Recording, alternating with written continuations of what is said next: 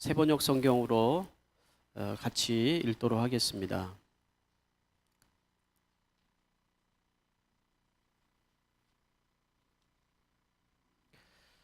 다 찾으신 줄 알고 우리가 두 절밖에 안 되니까 우리 같이 한번 합독해서 읽도록 하겠습니다. 시작. 바울은 자기가 얻은 셋집에서 꼭 2해 동안 지내면서 자기를 찾아오는 모든 사람을 맞아들였다. 그는 아무런 방해도 받지 않고 아주 담대하게 하나님 나라를 전하고 주 예수 그리스도에 관한 일들을 가르쳤다. 아멘. 네, 감사합니다. 오늘 방문하신 분 계시는데요. 예배를 마치고 또 저랑 면담을 하실 수 있습니다. 그 외에도 오늘 또 방문하신 분들을 환영하고 축복합니다. 잠시 기도하고 하나님 말씀 전하겠습니다. 할렐루야. 하나님 아버지 은혜를 감사드립니다. 이 시간 하나님의 말씀을 듣는 시간입니다. 주의 성령께서 역사하여 주셔서 이 말씀이 들려지게 하여 주시고 또 전하는 부족한 종을 통하여서 하나님의 진리의 말씀만 선포되도록 하여 주시옵소서. 말씀을 들을 때 우리의 마음에 회복이 되게 해주시고 하나님이 원하는 뜻을 발견하게 해주시고 하나님의 치유와 역사를 경험하게 해주시옵소서. 예수님의 이름으로 기도합니다. 아멘. 할렐루야. 네, 축복합니다. 오늘 드디어 사도행전 28장 오늘 마지막 시간입니다. 오늘 저는 여러분에게 아직도 끝나지 않은 이야기를 말씀을 가지고 사도행전 28장 말씀을 하려고 합니다. 사도행전을 제가 이렇게 강의하려고 시작했던 게 아닌데 성령에 대해서 여러분과 같이 말씀을 나누기를 원하는데 하나님께서 이렇게 사도행전으로 인도해 주셔서 이렇게 강의를 하게 되었습니다. 제가 왜 사도행전을 하려고 한 게 아니었다고 얘기하냐면 한번 했었거든요, 제가. 그런데 이 말씀을 전하다 보니까 제가 하나님께서 주시는 새로운 또 우리에게 은혜를 주셨다는 생각을 해보게 됩니다. 아직도 끝나지 않은 이야기, 무슨 얘기일까요? 사도행전은 28장으로 끝나는 것이 아니라 29장, 30장 계속해서 이어져 가야 된다는 얘기를 해주고 있는 것입니다. 누가는 사도행전 28장을 애매하게 마무리를 했습니다. 바울의 일생이 거기서 끝난 것도 아닌데 애매하게 마무리를 하면서 우리에게 그 28장 이후를 써내려가라 이렇게 얘기를 해주는 것 같았습니다. 자, 같이 이 말씀을 한번 생각을 하면서 한번 보도록 하겠습니다. 모니터가 조금 둔탁하고 좀 답답한 느낌이 듭니다. 좀 조절을 해주시면 감사하겠습니다. 첫 번째 제가 묵상을 한 것은 로마의 역사를 바꾼 사건이었다라는 것입니다. 16절에 있는 말씀인데 여러분이 읽지는 않았지만 같이 한번 읽지 않았으니까 한번 읽어보도록 하겠습니다. 시작. 우리가 로마에 들어갈 때 바울은 그를 지키는 병사 한 사람과 함께 따로 지내도 된다는 허락을 받았다. 드디어 이제 바울이 그렇게 꿈꾸던 로마에 이제 도착을 하게 된 거예요, 여러분.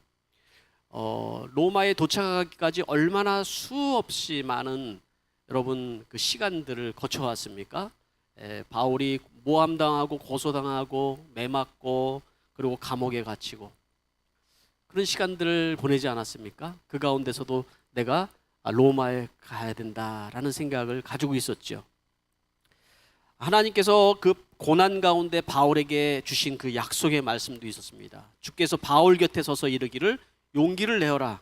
내가 예루살렘에서 나의 일을 증거한 것 같이 로마에서도 증거하여야 한다라는 말씀을 또 약속의 말씀으로 받기도 했습니다. 또 풍랑이 칠 때 배가 파손되기 그 전에도 주님께서는 바울에게 내가 반드시 황제 앞에 서야 된다. 그러니까 이 풍랑으로 네가 죽을 인생이 아니다. 이런 말씀도 해 주었습니다. 그렇게 이렇게 여러 과정을 거쳐서 바울이 드디어 로마로 들어왔다라는 것이죠. 그러면 여러분 그렇게 거대한 그곳에 들어왔으니까 막 팡파르가 오르고 막 그래야 되지 않습니까? 그런데 그게 아니라 바울은 지금 어떤 몸이에요? 죄수의 몸으로 지금 들어간 거예요. 아무도 바울을 맞아들이는 사람은 없어요. 그냥 죄수가 한 사람이 로마에 들어온 것입니다. 그러나 여러분, 바울이 로마에 들어간 사건은 바로 이 로마 전체를 뒤집어 놓는 아주 엄청난 사건이었다는 거죠. 역사를 바꿔놓은 사건이었다는 것이죠. 바울이 로마에 들어간 사건은 어떤 한 개인이 로마에 들어가서 복음을 전한 그런 사건이 아니라 로마를 통하여서 온 유럽 세계를 뒤집어 놓는 역사적인 사건이 됐다는 것이죠. 바울이 로마에 들어감으로 인해서 유럽 세계의 정신 세계를 완전히 뒤집어 놓고 바꿔 놓는 사건이 됐다는 것이죠. 여러분, 복음이 내 안에 들어왔을 때 내 인생을 뒤집어 놓고 내 인생의 역사를 바꿔 놓는 사건이 나타나는 겁니다. 복음이 여러분의 가정에 들어왔을 때 여러분의 가정을 바꿔 놓는 거예요, 여러분. 이 세상에 복음이 여러분 들어와서 세상을 바꾸어 나가는 것입니다. 여러분, 이 복음이 여러분들을 지금 바꾸고 있습니까? 여러분의 가정을 여러분 바꾸고 있습니까? 예, 이분은 많이 아멘 하시네요. 안 하시는 분은 뭘까요? 복음이 여러분의 삶을, 가정을, 그리고 여러분의 주변을 완전히 바꿔놓는 사건이 될 수 있게 되길 바랍니다. 오래전에 아주 산골짜기에 아주 작은, 교회와 같지 않은 작은 그런 곳이 있었습니다.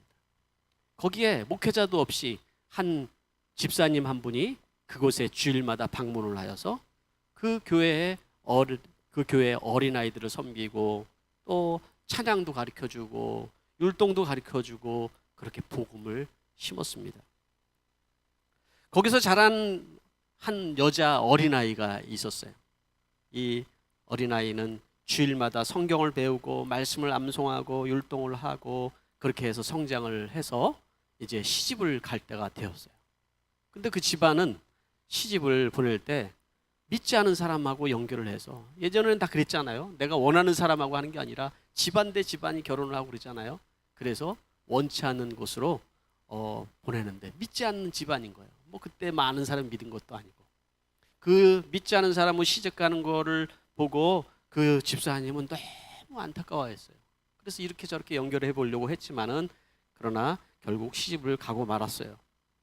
그런데 그 뒤에 어떤 일이 있었을까요? 많은 고난의 사건들이 있었죠. 그리고 다시 복음이 생각이 나고 교회가 생각이 났어요. 그리고 교회로 다시 돌아왔어요. 그냥 돌아온 것뿐만 아니라 그 온 가족을 변화시켰어요. 온 집안을 변화시켰어요. 그리고 그의 아들을 목회자로 하나님 앞에 서원시켰어요. 누구 이 얘기 같아요? 네, 저희 어머니 얘기예요. 그 아들이 바로 저예요. 여러분, 한 무명의 집사님이, 이름도 없는 그 집사님이 복음을 그 산골짜기에 전해줬는데 그 복음이 그 어린 소녀의 마음속에 역사를 한 거죠. 그리고 결국은 그 아들이 커서 시드니까지 이렇게 호주까지 와가지고 목회하면서 목회를 할 거라고 이 분이 생각이나 했겠습니까, 여러분? 그래서 제가 이 말씀을 같이 나누면서 이분은 하나님 나라 가면 분명히 유명한 사람일 거다 하는 얘기를 하는 겁니다. 마찬가지죠, 여러분. 복음이 한 사람으로 인하여서 여러분들의 가정에 침투하고 또 여러분의 삶에, 여러분의 가정에 들어오게 돼서 완전히 바뀌어놓는 역사가 일어나는 거예요. 그렇게 하나님께서 일하는 거예요. 두 번째, 제가 여러분 이 말씀을 읽으면서 묵상한 것은 바울의 꿈과 소망이라는 거예요. 사도행전 28장 20절 말씀에 보니까 뭐라고 얘기를 하냐면, 내가 이렇게 쇠사슬에 매여 있는 것은 이스라엘의 소망 때문입니다. 지금 바울이 지금 어떤 상태에 있다고요? 죄수의 몸인데 쇠사슬에 이렇게 매여 있다라고 얘기를 하고 있는 것이죠. 그런데 내가 이렇게 매여 있는 것이 지금 이스라엘의 소망 때문이다, 이렇게 얘기를 하는 거예요. 바울이 도대체 어떤 생각을 하고 있기 때문에 이런 얘기를 하고 있을까요, 여러분? 바울의 생각 속에는 이 로마는 어떻게 보면은 예수님을 죽인 그 정부잖아요, 어떻게 보면은. 그렇죠? 아주 핵심 도시인 것이잖아요. 이 도시에서 흩어져 있는 많은 유대인들이 거기에도 있었던 것이죠. 그들이 제일 바울의 눈에 들어온 것은 그 화려한 도시에 흩어져 살고 있는 자기의 동족들이 방황하면서 그렇게 살아가는 것이 가장 안타까웠을 수도 있어요. 소망 없이 살아가는 것이 눈에 아른거렸을 수도 있어요. 그래서 이미 3차 전도 여행 때 이 로마로 편지를 보내기까지 했어요. 그들을 향해서 보내기까지 했습니다. 여러분, 이 땅을 살아가는 여러분들에게 꿈과 소망이 무엇입니까, 여러분? 여러분, 이 땅에 우리가 살아가면서 하나님께서 거저 이 땅에 보낸 것은 아닐 것 같아요. 이 나라가 너무 살기 좋고 환경이 좋고 아이들 교육이 하는 것이 너무나 좋고, 그래서 여러분들 이 땅에 와서 살고 있습니까, 여러분? 그래서 여러분, 그것이 여러분의 꿈이고 소망입니까, 여러분? 이민자의 땅에 오면서 저는 수없이 많은 시간들 내가 왜 이 땅에서 살고 있는지를 고민했던 것 같습니다. 근데 저에게 목회의 꿈을 주기 전에 하나님께서는 이민자들의 삶의 모습을 보게 하신 것 같아요. 어떻게 보면 나의 모습을 하나님이 또 보신 것일 수도 있고요. 이민자들의 삶 속에서 소망 없이 살아가는 그 눈빛들을 보았어요. 한 번은 어떤 형제랑 대화를 하는데 이 형제가 그러는 거예요. 자기가 예수 믿기 전에는 일을 하고 늘 팝에 가서 2시, 3시까지 술을 먹고 그리고 또 집에 가고 그리고 일을 가고 하는데 그렇게 허무할 수가 없다는 거예요. 너무 허무하다는 거예요. 그런 얘기를 해요. 주제는 좀 다르지만 여러분, 꿈과 희망이 없이 호주 땅에 소망을 잃고 살아가는 사람들이 정말 많다는 생각을 해봅니다. 어떤 부분은 삶이 온통 거짓과 질서가 없이 살아가는 분들도 있었습니다. 제가 만난 어떤 사람들은 아내는 한국에 있는데 남편은 여기에서 온갖 불륜을 저지르면서 하루하루를 즐기면서 살아가는 모습도 보았습니다. 어떤 사람은 도박과 마약, 각종 중독에 빠져서 마치 정신병자처럼 살아가는 사람들도 많이 봤습니다. 하룻밤을 어떻게 하면 즐겁게 보낼까 고민하면서 살아가는 청년들도 보았습니다. 그들을 보면서 느낀 것은 하루하루 살아가는 것이 마치 불 속을 향해서 날아가는 불나방처럼 느껴지기 시작을 한 것이죠. 교회에 등록만 하고 나오던 한 중년의 여인이 있었습니다. 남편과의 불화로 인하여서 한 남자를 알게 되었고 그 남자와 원치 않는 그런 교제를 했습니다. 근데 그 남자를 통해서 마약을 알게 되었어요. 그리고 마약을 먹게 되었어요. 그런데 문제는 그 아들에게 나타났어요. 그 아들은 셀렉티브 스쿨을 다니고 있었어요. 그리고 이 아들은 공부도 잘했어요. 교회도 잘 나오는 그런 학생이었어요. 그런데 이 아들에게까지 마약이 들어간 거예요. 그리고 그 가정은 더 이상 교회에 나오지 않았어요. 당연히 교회에 나올 수 있는 입장이 아니었겠죠. 그러던 어느 날 시간이 한참 지난 뒤에 아주 초라한 행색으로 뒷자리에 나타났어요. 사람들이 오래간만에 나타난 그 여인의 행색을 보면서 가까이 하려고는 하지 않았어요. 예배가 다 끝난 다음에 그 여인이 바닥에 들어 누워버렸어요. 그리고 소리를 지르기 시작을 했어요. 그리고 울기 시작을 했어요. 우리 교회에 있었던 얘기 아닙니다. 제가 예전에 사역했던 교회에서 있었던 얘기입니다. 저는 그 여인을 보면서 아무것도 해줄 수가 없었어요. 어떤 힘도 어떠한 영적인 파워도 저에게는 없다는 것을 생각을 했어요.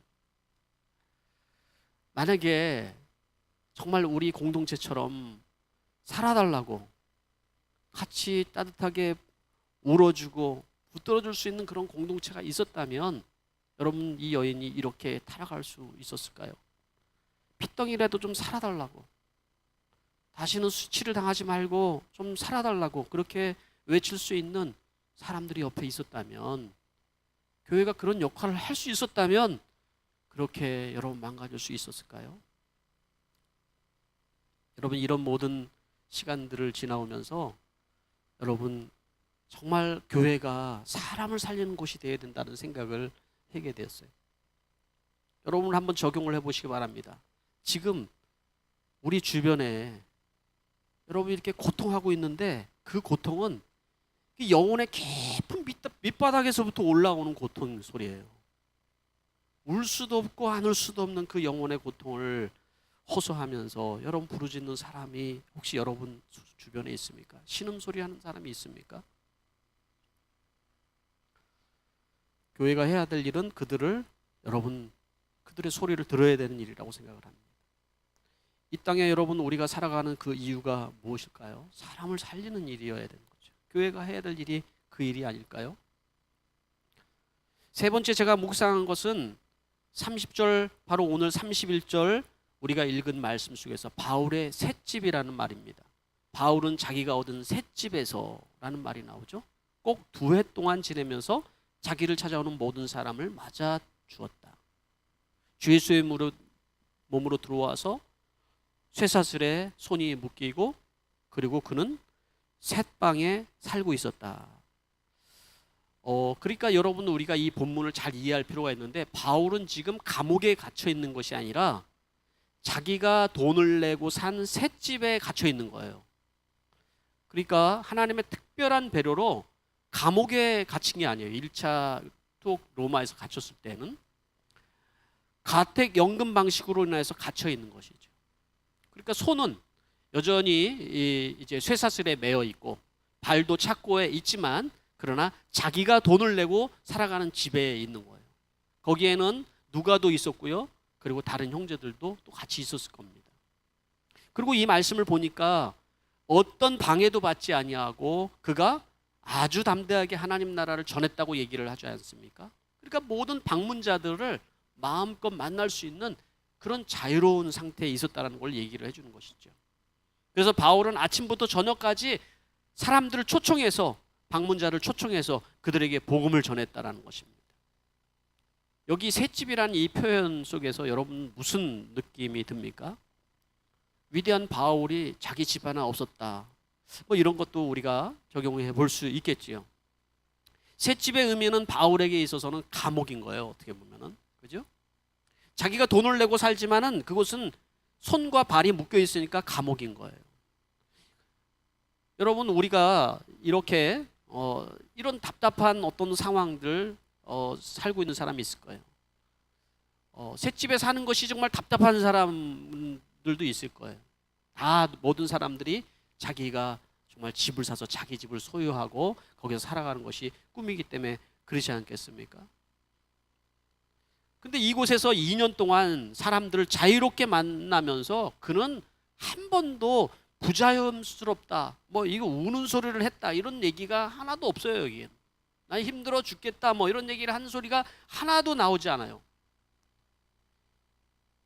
23절 말씀에는 그는 아침부터 저녁까지 하나님 나라를 엄숙히 증언하고 예수에 관하여 그들을 설득했다라고 얘기를 하고 있는 거예요. 현실적으로 보면은 그 셋집은 바울을 가둬둔 곳이에요. 그렇지만 바울을 가다는 두었지만 그 복음을 가둬둘 수는 없었던 거죠. 바울은 마음껏 여기에서 복음의 전초 기조로 삼아서 많은 사람들을 만나고 그들에게 복음을 전하는 바로 로마를 복음화시키는 전초 기조로 사용을 했던 것입니다. 이 로마 이 자기의 감옥 안에 있을 때 빌립보 바로 성도들에게 그가 이 자기의 셋방 감옥에 있을 때 옥중 서신을 썼죠. 에베소서, 빌립보서, 또 빌립보서, 빌레몬서 아주 주옥과 같은 그런 편지들이 다 여기서 쓰여진 것이죠. 그가 이제 빌립보 교인들에게 편지를 보낼 때 이렇게 얘기를 하고 있어요. 형제들아, 내가 당한 일이 도리어 복음의 전파에 진전이 된 줄을 너희가 알기를 원하노라. 이러므로 나의 매임이 그리스도 안에서 모든 시위대의 안과 밖의 모든 사람에게 나타났다. 내가 당하고 내가 지금 매여 있는 이 상태에 있지만은 그러나 이 그리스도에 대한 복음이 안과 밖으로 다 나타났다 이런 얘기를 지금 하고 있는 거예요. 여러분 우리가 살다 보면은 당한 일이 있어요. 매이는 일들이 있어요. 당했다는 말이 뭐예요? 억울하다, 속이 터진다, 말은 못하겠고 뭐 이런 일들이잖아요. 매였다. 뭘까요?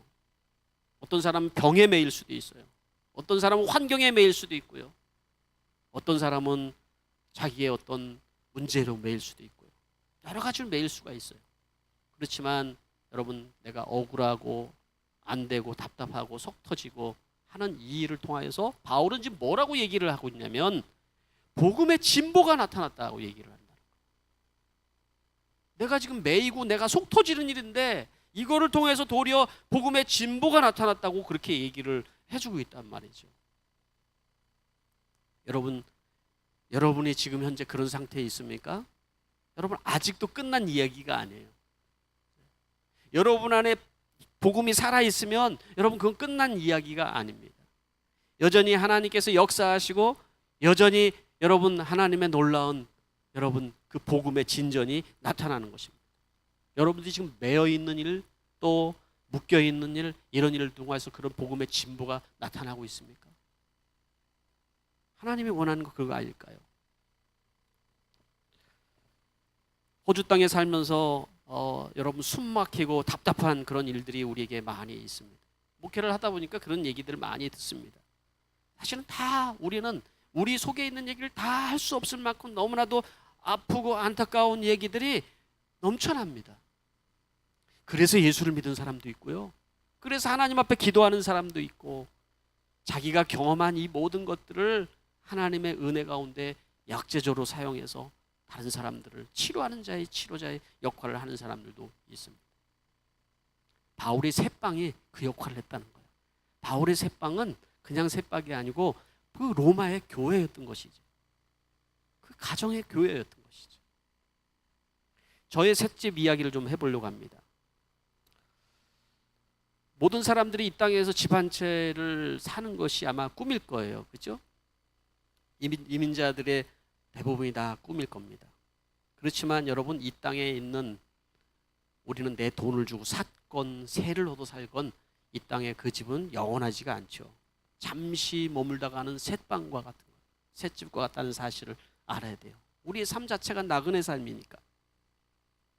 그렇다면 우리가 이 땅에서 여러분 무엇을 하면서 살아갈까요?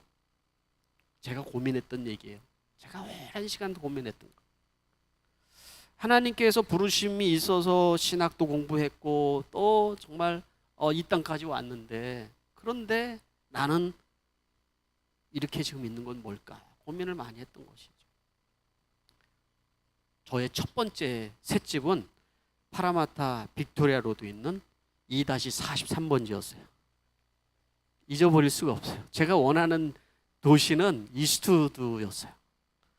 거기 한인들이 많이 살고 한인 식품점도 있는데 제가 올 때만 해도 파라마타에는 한인들이 없었어요. 너무 썰렁한 그 도시에 제가 살고 싶은 마음이 가져본 적이 없어요. 그러나 아무도 가난한 유학생에게 렌트를 해주는 사람이 없는 거예요. 그래서 그냥 이렇게 떠밀려서 간신히 다른 사람 명의하고 내 명의를 같이 얻고 집을 하나 얻었는데, 그게 정말 허름한 그 빅토리아 로드에 있는 유닛이었던 것이죠. 가격도 그때 되게 쌌던 것 같아요. 160불이다. 지금 160불이라고 그러면 아마 엄청난 싼 거죠. 그 집을 들어가서 쇠를 넣고 오셨어요. 그 집에는 아무것도 없었어요. 그런데 여러분, 저에게 준 이 새 집에 사람들이 왔다 갔다 계속 하는 거예요. 제가 만난 사람들을 초대해서 같이 밥을 먹고, 그리고 그 사람들과 같이 대화하고 그들에게 복음을 자연스럽게 전하는 일들이 계속 거기서 있었어요. 아무것도 없는데 사람들이 왜 그렇게 자꾸 올지는 저도 이유는 몰라요. 한 번은 한국에서 전화가 이렇게 오신 분이 공항에서 전화를 하는 거예요. 난 처음 들어오는 목소리예요. 근데 그분이 얘기를 하기를 그 시드니에 가면은 무슨 전도사님이라는 그 전도사 목사 이것도 몰라요. 그분은 뭐 그런 분이 있는데 가기만 하면 다 도와준다고 그래서 전화했는데요, 그러는 거예요. 이분이 정말 하나부터 끝까지를 다 그 사람을 도와줘야 되는 거예요. 정착하는 거. 그래서 복음을 가르쳐주고 그렇게 또 시드니에서 살아가도록 그렇게 도왔던 거예요. 그런 사람들이 많이 저의 셋집에서 거쳐갔던 것 같아요. 제가 다니던 교회 목사님은 저에게 한국에서 누가 오기만 하면 저에게 부탁을 했어요.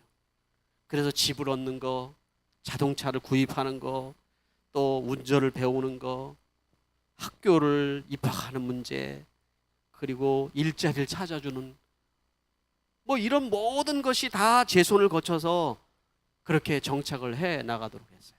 그 사람과 함께 집으로 초대를 해서 같이 밥을 먹고 같이 이야기를 하고, 그리고 가난하니까 한 방은 제가 쓰고 하나는 이제 쉐어를 주는 거죠.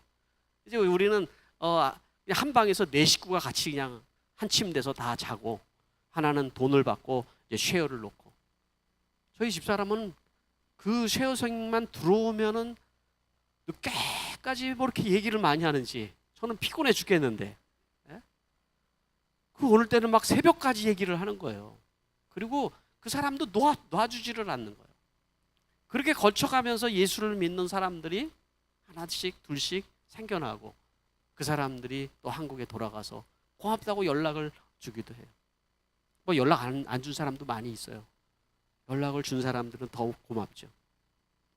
그런데 그때까지만 해도 저는 저희 셋집이 비전이었다는 것을 깨닫지를 못했어요. 제가 이것이 비전이라고 깨달은 것은 바로 우연히 책을 읽다가 가정교회라는 책을 접하면서부터였어요. 거기에 하나님의 말씀이 사도행전 우리가 읽은 2장 46, 47절에 날마다 한 마음으로 성전에 모이기를 힘쓰고 그들이 집집이 돌아가면서 빵을 떼며 순전한 마음으로 기쁘게 음식을 먹고 하나님을 찬양했다. 그래서 모든 사람들에게 호감을 줬다라는 얘기였어요. 아, 내 집이 교회이구나 라는 생각을 처음으로 해보게 된 것이죠. 그리고 교회에 대한 꿈을 그때 꾸기 시작한 거예요. 개척을 하게 된 것도 저희 수정교회 모체가 됐던 교회는 어얼리 스트리트 26번지였습니다. 거기에서 지금 우리 기초가 되는 우리 안수 집사님들 다 거기서 만났어요. 거기에서 다 우리 장로님도 거기서 만났고 다 거기에서 시작된 어얼리 스트리트였던 것 같아요. 거기에서 교회를 생각한 건 아니에요. 교회를 시작하려고 한 것이 아니라 그 집이 교회라는 걸 생각을 하고 거기에서 목장 모임이 시작이 됐던 거예요. 사람을 초대하고 같이 거기서 음식을 먹고 같이 얘기를 하고, 그러다 보니까 집이 좁아요. 방은 투베드룸인데 집이 너무 좁은 거예요. 그래서 한쪽에는 침대를 들어가지고 아이들이 거기서 놀게 하고, 아이들이 놀게 아니고 거기서는 목장 모임을 하고 거실에서는 아이들이 놀게 하고, 그렇게 해서 목장 모임을 하기 시작을 했어요. 그리고 주중에는 일을 하고 뭐 하지만은 일대 어쨌든 간 하나님께서 나에게 주신 그 마음들이 있는데 그걸 놓고 저녁마다 음악을 틀어놓고 이제 하나님 앞에 기도를 하기 시작을 했어요. 음악을 틀어놓고 기도하다 보면 막 눈물이 나는 거예요. 왠지 모르는데 그냥 눈물이 나면서 하나님 앞에 기도를 하는 거예요. 그 매일 밤마다 그렇게 기도를 하기 시작을 했는데 어느 날 어떤 중국 사람이 험사궂게 생긴 사람이 문을 두드리면서 저한테 얘기를 하는 거예요. 너 혹시 여기 너무 무섭지 않냐? 밤마다 막 사람이 울고 밤마다 이상한 음악 소리가 나는데 혹시 무섭지 않냐? 그리고 그 사람이 이사를 갔어요. 못 살겠다고. 저는 나름대로 최선을 다해서 조용히 했는데 그 소리가 너무 무섭게 들렸던 모양입니다. 아무튼 이렇게 여러분 교회가 집이 기도 처소가 되고 집이 여러분 교회가 되어서 목장이 하나, 둘, 세 개씩 늘어나고 지금 바로 그 어얼리 스트리트에 있었던 분들이 다 목자가 돼서 지금 열심히 섬기고 있는 중인 것이죠. 하나님께서 가난한 유학생의 셋집에서 시작한 그런 교회가 여러분 시드니 수정교회 될 거라고는 저는 생각하지 않았어요. 이건 내가 꿈꾼 교회가 아니라 하나님께서 일하신 거라는 걸 느낀 거예요. 나의 마음은 셋집에서 너무 답답하고 현실적으로는 가난한 유학생에게 여러분 비자가 있는 것도 아니고 돈이 넉넉한 것도 아니고 늘 답답함과 그리고 불만이 내 안에서는 있었지만은 그러나 하나님께서 나에게 계속 비전을 심어주고 있었던 거예요. 교회가 무엇인지를 저에게 계속 얘기를 해주고 있는데 나는 못 알아듣고 있었던 것이죠. 사람의 소중함이 중요하다는 걸 생각하는데 나는 큰 그림의 교회만 생각하고 있었던 것이죠. 그걸 하나님께서 나의 셋집을 통해서 깨트려 놓으신 거죠. 여러분들도 아마 교회에 대한 생각이 그런 생각일 거예요. 교회에 대한 것. 교회는 여러분 사람이 교회인 거죠. 여러분이 집이 교회일 수 있는 거고 이렇게 모이는 것은 연합 우리가 예배를 드리는 거지만 이것도 교회지만 여러분 초대교회의 모습이 그랬던 거죠. 바로 바울이 시작한 그 교회가 그랬다는 거예요. 로마에서 그 셋집 거기에서 그는 묶여 있는 거예요. 지금 얼마나 답답하겠어요. 음식을 여러분 마음대로 먹겠어요. 옆에는 여러분 군인이 서 있어요. 무슨 말을 하면은 다 아마 이 군인도 듣는 거잖아요. 그래서 복음이 시대 밖과 안에 전해졌다는 것은 이 복음을 들은 이 군인도 예수를 믿게 됐다는 얘기죠. 이 얼마나 놀라운 복음의 이야기입니까? 이런 여러분 우리 셋집의 이야기를 얘기하자면은 여러분 제가 아마 입이 아플 거예요. 왜냐하면 이미 우리 안에는 여러분의 집이 교회가 돼서 많은 사람들을 살리고 그 사람들을 통하여서 하나님의 놀라운 역사를 우리 경험하고 있기 때문에 그런 것이죠. 집이 교회가 된다는 것이 얼마나 축복된 일입니까, 여러분? 여기 이제 우리 목자들이 아니고 목장 식구들도 내 집이 하나님 앞에 예배드리는 처소가 되고 찬양하는 곳이 된다. 그 자체가 여러분 축복인 거예요. 악한 영들이 찬양할 때 여러분 그 집에서 떠나갑니다. 여러분 하나님의 말씀이 그 안에서 선포되어지고 할 때 여러분 그 어둠의 그림자들이 그 집에 다 떠나가는 거예요. 왜? 그 안에 복음의 역사가 있기 때문에 그런 것입니다. 마지막으로 여러분 저는 이 말씀을 묵상을 하면서 사도행전 29장을 우리가 써내려가려면 사도행전 29장을 우리가 이제 써내려가는 거예요. 누가는 이 사도행전 28장으로 급 마무리를 하지만 뭔가 애매하게 끝이 났어요. 그것은 29장부터는 이제 우리가 써나가는 얘기를 하고 있는 것이죠. 바울도 여러분 여기서 이야기가 끝난 것이 아니에요. 그 뒤에 이야기가 또 있어요. 그렇지만 여기서 마무리를 하고 있는 것은 29장은 우리가 써 내려가야 되기 때문에 그런 것입니다.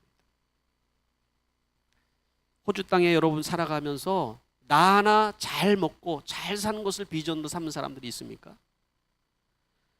여러분 우리가 집이 조금 더 넓은 데 이사 가서 그곳에서 나 하나 잘 정말 입고 먹고 누리며 사는 것이 여러분들의 꿈이 되고 있습니까? 근데 그곳에 하나님이 없다면 여러분 그것이 여러분 꿈이 아니에요. 하나님의 비전이 없는 그 인생은 허망할 뿐이라는 거죠. 집은 엄청나게 크지만 그 안에는 여러분 소망이 없고 사랑이 없고 하나님의 은혜가 없을 수 있다는 것입니다. 우리가 사도행전 29장을 써내려가려면 우리의 헛된 꿈을 내려놓을 수 있어야 돼요. 헛된 소망을 내려놔야 돼요. 왜 나는 이렇게 답답하게 사는 거야? 나는 왜 이렇게 하나도 없이 지질이 공상이야? 이런 헛된 여러분 꿈을 배경으로 한 그 마음들을 내려놔야 돼요. 한 번도 바울은 그런 불만과 원망을 가져본 적이 없어요. 여러분 남을 향한 원망이나 또 상처 때문에 인생을 허비하는 것도 우리가 버려야 돼요. 도리어 그렇게 인생을 살아가는 것을 두려워해야 돼요. 여러분 어떻게 보면 나의 자존심도 버려야 돼요. 하나님의 축복의 통로요 하나님이 쓰기 위해서는 그 자존심이 죽지 않으면 결코 하나님이 쓰지를 못해요. 자꾸 막히니까. 여러분 사도행전 29장을 써 내려가기 위해서 여러분 우리는 복음 앞에 완전히 나는 죽고 예수 그리스도로 뒤집어진 인생이 우리 안에 되어져야 되는 것입니다. 내 꿈을 내려놓고 내 비전이 아니라 하나님의 꿈이 무엇인지 여러분 볼 수 있어야 되는 것이죠. 우리의 비전은 뭘까요? 우리의 비전이 하나님의 비전. 수정교회가 꿈꾸는 것은 사람을 살리는 비전, 사람을 살리자는 것이.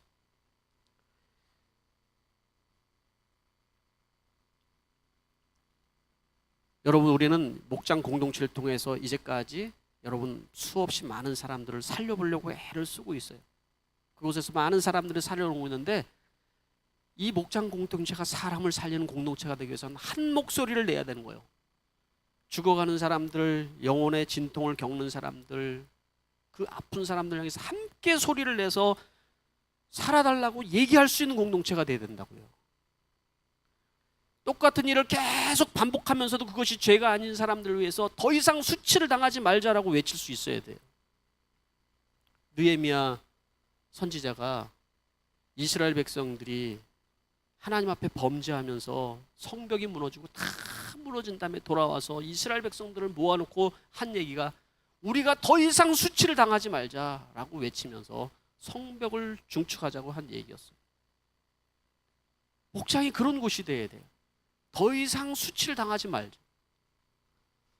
그 아픔 때문에, 자기의 문제 때문에, 자존심 때문에 공동체를 뛰쳐나가는 일들이 가장 안타까운 일일 수 있어요. 사단에게 가장 속는, 가장 미련한 것일 수 있습니다. 사람을 살리는 곳이 돼야 돼요. 내가 죽어야 사람을 살릴 수가 있어요. 여러분, 또 우리는 가정을 살리는 곳이 돼야 돼요. 얼마나 가정이 아픔을 당하고 있습니까?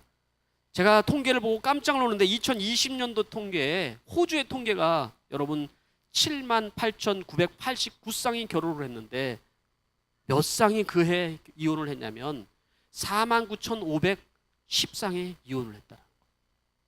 전 이런 통계를 본 적이 없어요. 어떻게 7만 쌍이 결혼을 했는데 5만 쌍이 여러분 가까이가 이혼을 합니까?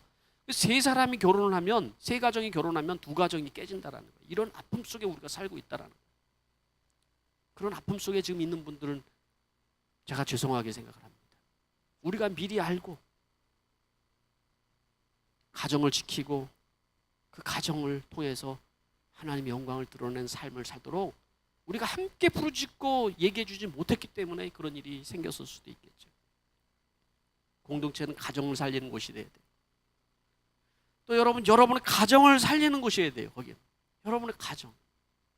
얼마나 우리의 자녀들이 여러분 방황을 하면서 이 땅에서 살아가고 있습니까? 자녀들이 무슨 잘못이 있습니까? 그냥 성공하라고 여러분에게 좋은 학교에 넣어줬는데 아이는 방황을 하고 있단 말이죠. 세상에서 보고 배운 것이 있고 부모의 그 성공적인 논리와 세상 가치관 속에서 아이가 혼돈스러워하고 그렇게 살아가는 것이 지금 현재 아이들의 방황 아닐까요?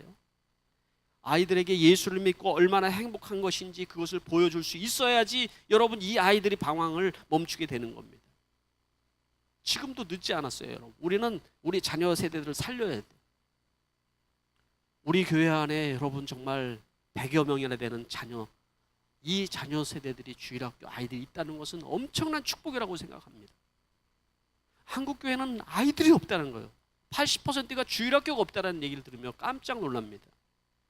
학생부는 여러분 미전도 종족이 되어서 정말 몇 퍼센트도 되지 않는 아이들이 교회에 나온다는 얘기를 듣고 깜짝 놀랍니다. 여러분 자녀들을 살리기 위해서는 우리 1세대들이 정말 정신을 차리고 예수를 믿어야 돼요. 복음을 말할 수 있어야 되고요. 복음을 말만 하는 것이 아니라 삶으로 살아낼 수 있어야지 그게 여러분 사람을 살리는 거예요. 바로 여러분의 목장에서 그걸 연습해야 돼요. 교회에 여러분 주일날 좋은 말씀 듣고 귀를 즐겁게 하려고 제가 설교하는 것은 절대로 아닙니다. 여러분들이 살고 여러분의 가정이 살고 여러분의 자녀를 살릴 수 있는 신앙인이 돼야지만 여러분 우리는 영혼을 구원할 수가 있는 거예요. 그런 교회가 되기 위해서 우리가 함께 소리를 내야 돼요. 무엇을 우리가 교회에 해야 되는지 소리를 낼 수 있어야 돼요. 바울은 자유의 몸이 된 뒤에 그 뒤에 또다시 선교의 여행을 떠납니다. 그리고 로마가 이제 네로의 시대의 기독교인들을 박해하기 시작을 했죠. 그때 바울이 다시 로마로 돌아와요. 베드로도 그때 다 돌아오고 여러분 베드로 얘기도 하죠. 로마에서 그는 탈출하려고 할 때 주님께서 하신 말씀을 듣고 다시 로마로 들어가서 십자가에 죽잖아요. 바울도 마찬가지였어요. 바울도 지금 여러분 제가 오늘 성찬 때 읽어드린 그 디모데후서에 나오는 이 얘기처럼 바울은 자기 자신의 삶을 이렇게 고백했어요. 나는 하나님 앞에 드려지는 제물처럼 내 땀과 내 피와 내 물을 다 쏟아서 하나님 앞에 드렸다. 디모데에게 얘기를 하는 거예요. 디모데가 지금 얼마나 힘들게 목회하는지를 알고 있는 거예요. 이 상황에 로마의 그러한 엄청난 핍박과 이 가운데서 지금 목회를 하는 디모데를 생각하면서 한 얘기예요. 지금 이 시대에 여러분 신앙을 지켜가고 있는 우리들을 향해서 지금 바울이 디모데에게 얘기하는 것처럼 얘기를 하고 있는 거죠. 나는 그 가운데서 나의 달려갈 길을 다 지키고 믿음을 지켰다. 얘기를 하면서 디모데후서 1장 있는 말씀에 이렇게 얘기합니다. 그러므로 그대는 우리 주님에 대하여 증거하는 일어나 주님을 위하여 갇힌 몸이 된 나를 부끄러워하지 말고 하나님의 능력을 힘입어 복음을 위하여 고난을 함께 겪으십시오. 하나님께서 우리를 구원해 주시고 거룩한 부르심으로 불러주셨습니다. 이렇게 바울은 두 번째 갇혀있는 감옥에서 우리에게 도전을 주고 있는 거예요. 두 번째 감옥은 셋방이 아니고 온전히 묶여있는 상태이죠. 습하고 어둡하고 깜깜한 그 가운데 바울은 자기의 생명이 다하는 그 순간까지 그는 복음을 위해서 부르짖고 있는 것입니다. 말씀을 맺도록 하겠습니다. 이 말씀을 들으면서 성령께서 여러분들에게 주시는 말씀이 저는 무엇인지 들려줄 수 있게 되길 바랍니다. 사도행전을 마무리하면서 사도행전 29장을 여러분들이 써내려가는 주인공이 되길 바랍니다. 여러분의 집이 교회가 되는 것을 두려워하지 말기 바랍니다. 환경과 상관없이 담대하고 거침없이 복음을 말할 수 있는, 그래서 사람을 살리는 인생이 될 수 있게 되기를 바랍니다. 기도하겠습니다. 1분 정도 지금 제가 여러분들에게 말씀드린 말씀을 붙들고 주의 음성을 들으면서 침묵 가운데 잠시 기도하겠습니다.